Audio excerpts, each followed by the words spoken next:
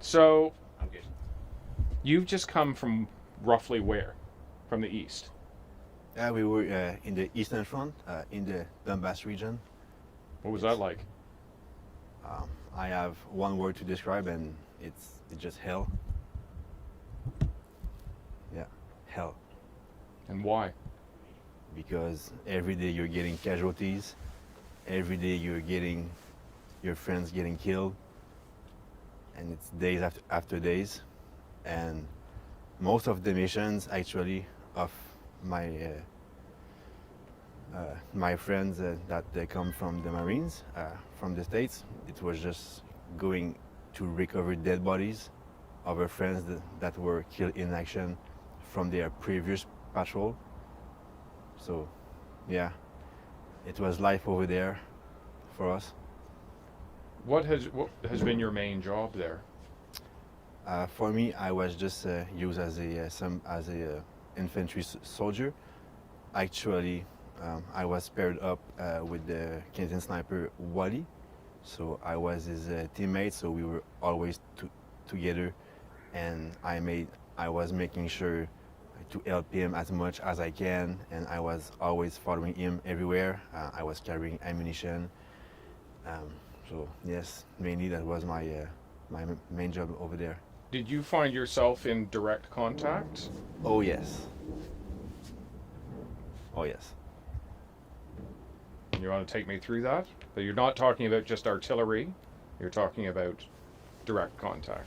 So are we talking about just the east, or can I talk about You can talk European? about wherever you want. Yeah. Okay, yeah. So I mean, me and Wally's first missions in European, uh, it was to go into a apartment building and set up a sniper position from there. So we go up, we set ourselves, and then we start observing, and then maybe like 10 minutes after, it's like huge explosion. The building shakes, all the window breaks, and then I find myself on the ground. And I remember I said, "What the hell is that?" And then I just like crawl into like a safe room. So we just got hit by a tank. He shelled the building just above us, like just like he missed us by like 3 meters. And then me and Wally, we meet in the room, and then after that, we started to get small arm fire to us, uh, and then we got out of the building, and then after that, huge firefight. I haven't. That was my first firefight. We had the Russians. They were like 50 meters from us. Bullets flying everywhere, everywhere. We could not do anything, and they actually did try to surround us, right? Uh, and at that point, we had one casualty. One of our friends got shot at the shoulder by a Russian sniper. So in his right hand, he was carrying his pistol, and then he was like covering his wound like that, bleeding everywhere, and just like, and he kept running and stuff. And then yeah, bullets flying everywhere. And then one of our Ukrainian friends said, "All right, like we have to get the hell out of it, because we were not controlling the situation. We were the one that got into fire." So anyway, like it was like total chaos, right? And then he shot. That guy saved our life. He shot RPG to the Russians, and it gives us enough time to just run for your life, right? And then I remember I was running, and then huge explosion just at my right. I think it was like mortar fire or something, bullet just flying. And then we had came with vans, like vans. So everyone get in the vans as soon as possible. So it was in the van. It was the guy that was shot, and then after that my friend Wally, and then after that me. But like we all had our kit on us, right? So for me, my right hand was holding the head panel of the passenger seat, and I was holding the other head panel, right? But we were too much in the van, so I couldn't close the door. So my back was outside the van, and I was holding like that. And that guy was driving like 100 kilometers in like a really residential street, right? And and then if I had left, I would just fall and just like fall on the ground. And then I had like the passenger guy was still shooting at them when we left. So and then we just it's a miracle, like we just made it out of there. But I mean, yeah, and that was our first patrol, our first mission. And then from there it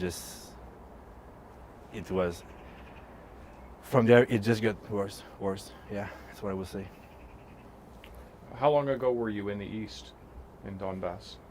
I would say about maybe 10 days ago.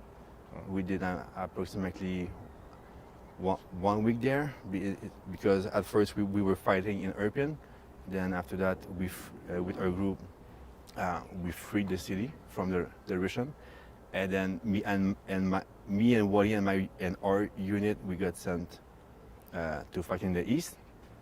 And then, yeah, in the east it was total different experience, because in Irpin it was mainly urban fighting, but in the east it was like the vibe was like World War II. It's like rain, mud, fields, trenches,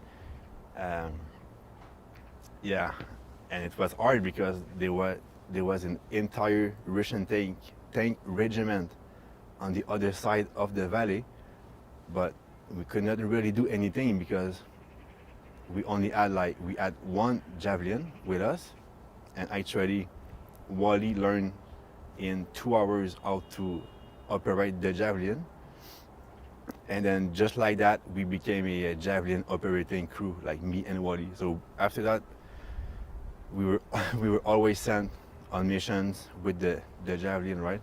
But the tanks, they were too far away for us to engage with the javelin. So every time we would go out, they would just shoot at us. And then there was one morning. That one morning, me and Wally, we left. The mission was to go on a one-day mission, right? Like in the little forest, to observe. If tanks approach, we engage them with the javelin. So 5 o'clock, it's me and Wally. We walked there. We walked there. It was like 1.5 kilometers in the mud and stuff. And then we arrived on our position, and there was like a trench, and there were already 2 of our friends, Ukrainian, in the trench, right? So Wally looked at me and he said, "Hey buddy, like, can you just stay in the trench? Like, you don't need to be outside." And I was like, "All right, man. You know, like, it's pretty boring to just sit in a trench when your buddy like is doing some work." But you know, I listened to him. And then I go in the trench, and then the two Ukrainian friends, they come out of the trench, right? And then Wally said to them, "Hey guys, go back in the trench." And they just did not listen, and they were just smoking just beside the trench and stuff. And then Wally went a little bit further to observe like the Russian tanks he could see with his binoculars. And then for me, what I remember is I was in the trench, and then I removed my helmet, right? And then I put it on the ground, and like the sun is coming out, and like, it's a pretty good day.